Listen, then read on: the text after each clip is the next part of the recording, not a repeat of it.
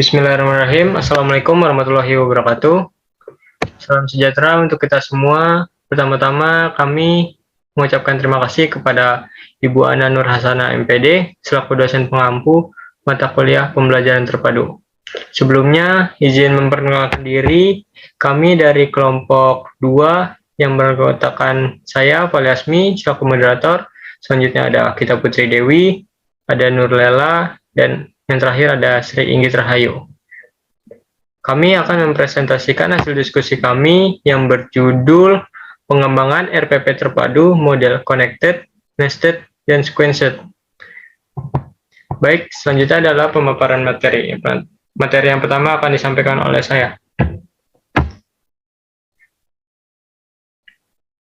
Baik, yang pertama ada model pembelajaran tipe connected atau terhubung.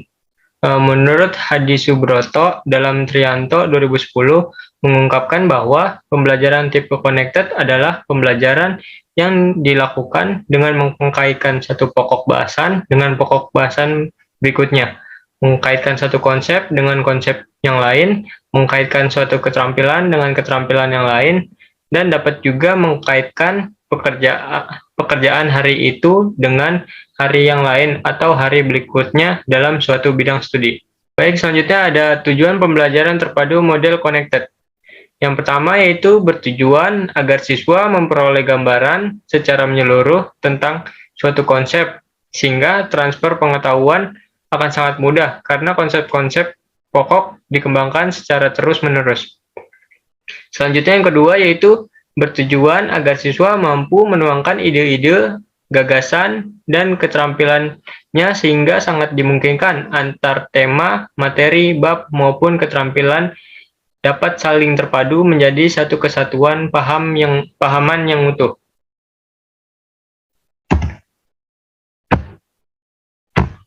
Baik, selanjutnya akan disampaikan oleh teman saya, Sri Inggit Rahayu.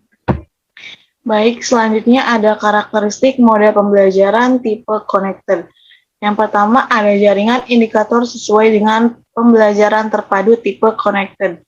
Yang kedua, adanya keterpaduan antara mata pelajaran yang satu dengan mata pelajaran yang lainnya, atau terpadunya antara materi yang satu dengan materi yang lainnya dalam satu bidang studi. Yang ketiga, ada pembelajaran direncanakan secara sistematis atau terperinci. Dan yang keempat, adanya keterkaitan indikator dalam beberapa mata pelajaran atau minimal 2 mata pelajaran dalam satu indikator. Baik, selanjutnya ada tahapan pembelajaran terpadu model connected. Nah, dalam tahapan penyusunan ini, yang pertama ada tahapan perencanaan. Nah, tahapan perencanaan itu meliputi menentukan tujuan pembelajaran umum dan menentukan tujuan pembelajaran khusus. Dalam artian, guru mencermati standar kompetensi suatu pembelajaran untuk menentukan keterkaitan antara kompetensi dasar suatu mata pembelajaran dalam satu tingkat kelas. Kemudian, guru menjabarkan kompetensi dasar ke dalam indikator. Dari penjabaran standar kompetensi dan kompetensi dasar ke dalam indikator, guru menentukan tema. Setelah menentukan tema, guru menyusun dan merencanakan pembelajaran yang mengaitkan materi satu dengan materi yang lainnya dalam satu bidang studi yang kemudian disajikan dalam bentuk sebuah bagan. Nah, tahapan penyusunan yang kedua adanya langkah-langkah yang ditempuh oleh guru, meliputi pertama menyampaikan konsep pendukung yang harus dikuasai siswa, yang kedua menyampaikan konsep-konsep yang hendak dikuasai oleh siswa, dan yang ketiga menyampaikan alat dan bahan yang akan digunakan atau dibutuhkan, yang keempat ada menyampaikan pertanyaan kunci, dan yang terakhir menyampaikan keterampilan proses yang dapat dikembangkan. Selanjutnya tahapan pelaksanaan. Tahapan pelaksanaan ini meliputi pengelolaan kelas dengan membagi kelas ke dalam beberapa kelompok, kegiatan proses, selanjutnya kegiatan perencanaan data, dan yang terakhir diskusi secara klasikal. Nah, tahapan yang terakhir yaitu tahapan evaluasi. Di sini tahapan evaluasi memiliki tiga tahapan. Nah, yang pertama itu ada tahapan evaluasi proses berupa ketepatan hasil pengamatan, ketepatan dalam penyusunan alat dan bahan, dan ketepatan siswa dalam menganalisis data.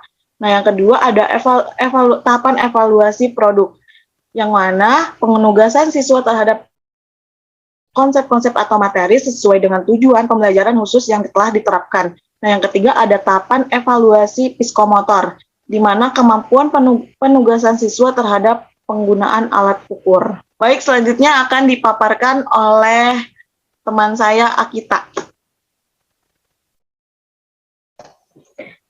Baik, selanjutnya ada model pembelajaran nested atau model pembelajaran tersarang. Merupakan pengintegrasian pada sejumlah kurikulum di mana dalam satu disiplin ilmu secara khusus meletakkan fokus pengintegrasian pada sejumlah keterampilan belajar yang akan dilatihkan oleh seseorang guru kepada peserta didiknya dalam suatu unit pembelajaran untuk ketercapaian materi pembelajaran atau konten. Keterampilan belajar yang meliputi keterampilan berpikir atau thinking skill, keterampilan sosial atau social skill, dan keterampilan mengorganisir atau organizing skill. Dalam pendekatan nested, untuk instruksi perencanaan diperlukan beberapa sasaran yang tepat untuk belajar peserta didik. Namun, integrasi nested mengambil keuntungan dari kombinasi alam sehingga tugas tersebut tampak cukup mudah. Selanjutnya ada tujuan model nested. Nah, yang pertama itu mudah memusatkan perhatian pada satu tema atau topik tertentu. Selanjutnya ada mempelajari pengetahuan dan mengembangkan berbagai kompetensi mata pelajaran dalam tema yang sama. Lalu ada memiliki pemahaman terhadap materi pembelajaran lebih mendalam dan berkesan. Selanjutnya ada mengembangkan kompetensi berbahasa lebih baik dengan mengaitkan berbagai mata pelajaran lain dengan pengalaman peserta didik. Nah, yang terakhir ada lebih bergairah belajar karena mereka dapat berkomunikasi dalam situasi nyata seperti bercerita, bertanya, menulis, sekaligus mempelajari pelajaran yang lain. Selanjutnya ada karakteristik model nested. Yang pertama itu ada holistik, di mana holistik pembelajaran terpadu di sini memungkinkan peserta didik untuk memahami atau mengerti suatu fenomena dari segala sisi. Pada gilirannya nanti, hal ini akan membuat peserta didik menjadi lebih arif dan bijaksana dalam menyikapi atau menghadapi kejadian yang ada di depan mereka. Selanjutnya, bermakna. Bermakna ini pada pengajian suatu fenomena dari berbagai macam aspek, seperti yang jelaskan tadi, memungkinkan terbentuknya semacam jalinan antar konsep-konsep yang berhubungan yang disebut skemata. Hal ini akan berdampak kepada kebermaknaan dari materi yang dipelajari peserta didik, mampu menerapkan pemerolehan belajarnya untuk memecahkan masalah-masalah yang muncul dalam kehidupannya. Karakteristik yang ketiga yaitu otentik. Model pembelajaran nested atau tersarang juga memungkinkan peserta didik memahami secara langsung prinsip dan konsep yang ingin dipelajarinya melalui pembelajaran secara langsung. Informasi dan pengetahuan yang diperoleh sifatnya menjadi otentik. Misalnya, hukum pemantulan cahaya diperoleh peserta didik melalui kegiatan eksperimen. Guru lebih banyak menjadi fasilitator dan katalisator, sedangkan peserta didik bersifat sebagai aktor pencari informasi dan pengetahuan. Yang terakhir, ada karakteristik aktif.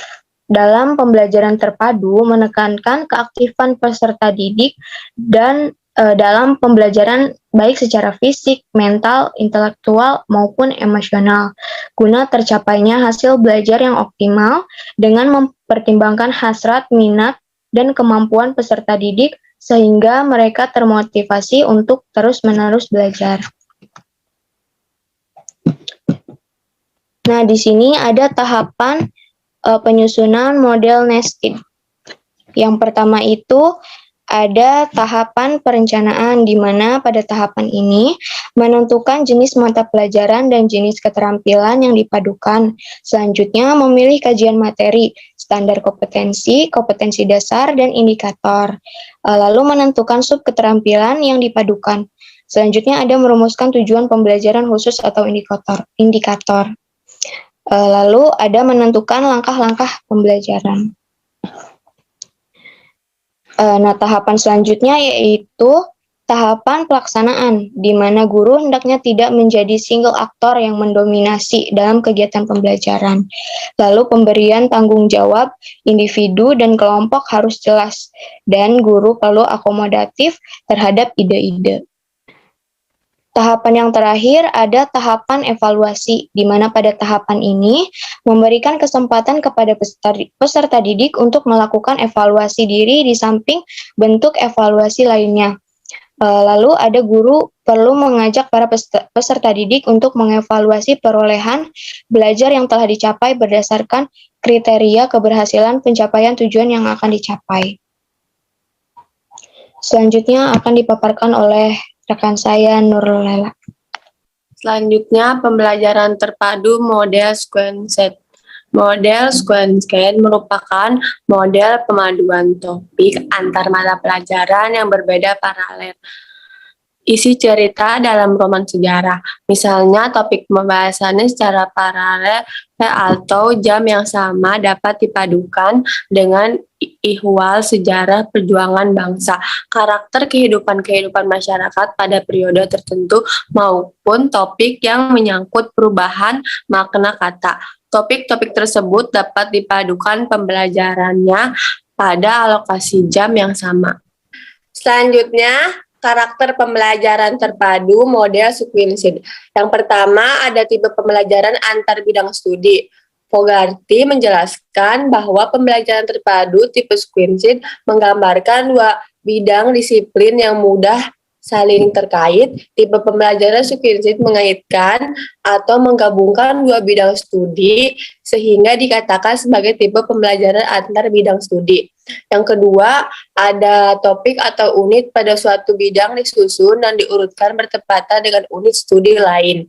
Nah, jadi guru menata kembali urutan pembelajaran dalam dua bidang studi untuk diajarkan secara paralel. Dalam hal ini, guru mencari ide atau konsep yang memiliki kesamaan yang diurutkan.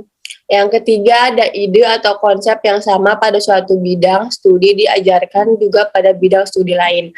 Ketika mengajar, guru bisa menyinggung bahasan dari mata pembelajaran lainnya sebagai penguat materi dan memperluas pemahaman siswa. Namun, guru juga harus tetap memprioritaskan mata pelajaran utama. Yang terakhir, menggunakan skala prioritas dalam mengurutkan materi yang dimiliki ide atau konsep. Nah, jadi ide atau konsep pembelajaran yang ada dapat dipilih dan diurutkan mana yang harus didahulukan dari topik yang lainnya. Satu topik membawa topik yang lainnya dan sebaliknya. Selanjutnya, ada langkah-langkah pembelajaran terpadu model Sequenced. Yang pertama ada menganalisis isi kurikulum. Nah, jadi langkah ini disusun dengan melihat topik-topik yang ada dalam suatu disiplin ilmu. Yang kedua ada memilih dua mata pelajaran yang akan disampaikan dengan tipe Sequenced. Guru mencapai dua topik dari mata pelajaran yang mempunyai kesamaan konsep. Yang ketiga, mengurutkan kembali urutan perubahan masing-masing mata pelajaran.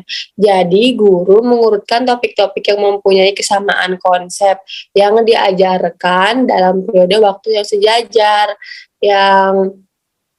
Yang terakhir ada menjelaskan konsep dari dua mata pelajaran yang secara logis dapat diajarkan dengan periode waktu yang sejajar.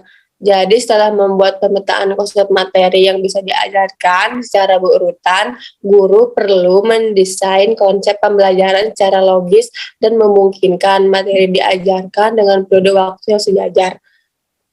Sekian, terima kasih. Saya kembalikan kepada moderator. Baik. Terima kasih kepada pemateri yang sudah menjelaskan pengembangan RPP terpadu, model connected, nested, dan sequenced. Selesai sudah presentasi kali ini. Mohon maaf apabila ada kesalahan dalam tutur kata ataupun ucapan. Kami dari kelompok 2 Kurang lebihnya mohon maaf. Wabillahi taufiq wal hidayah. Wassalamualaikum warahmatullahi wabarakatuh. Waalaikumsalam warahmatullahi Waalaikumsalam warahmatullahi wabarakatuh.